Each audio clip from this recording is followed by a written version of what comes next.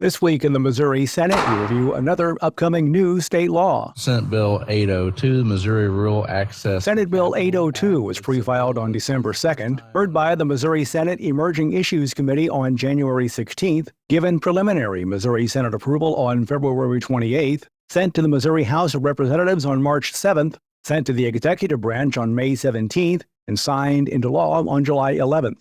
Senator Curtis Trent of Battlefield is the sponsor. He says this measure will modify provisions relating to business investment incentives.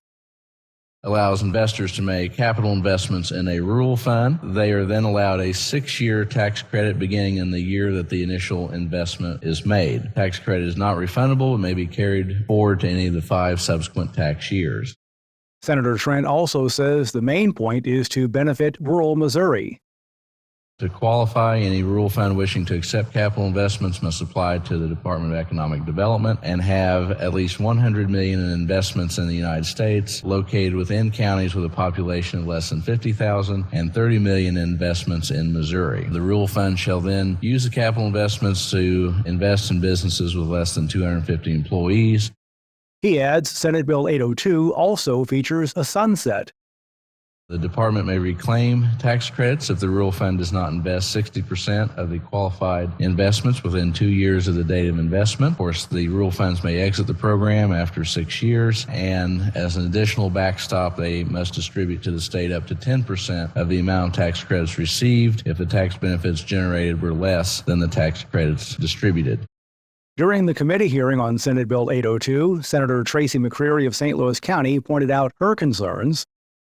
The filtering of who is even eligible for this tax credit. It says that for an applicant that's made at least $100 million in investments around the U.S. and then at least $30 million investment in Missouri. I guess my concern is that there might be some businesses that are what I would describe as like small to medium sized businesses or investment groups that would be interested. And I feel like I'm trying to understand that 100 and that 30 because I worry that we're setting it up for only some investors to be eligible. Senate Bill 802 will become law on August 28th. July 14th was the last day for the governor to take action on remaining legislation from this year's regular legislative session. With the exception of line items and appropriations measures, no legislation was struck down this year. Only one proposal will become law without having been signed by the governor. Next up for lawmakers will be the annual veto session, which will begin on September 11th. And remember, you can follow these and other issues facing the Missouri Senate, plus see a complete list of truly agreed to and finally passed legislation by visiting our website, senate.mo.gov. Reporting from the state capitol, I'm Dean Morgan.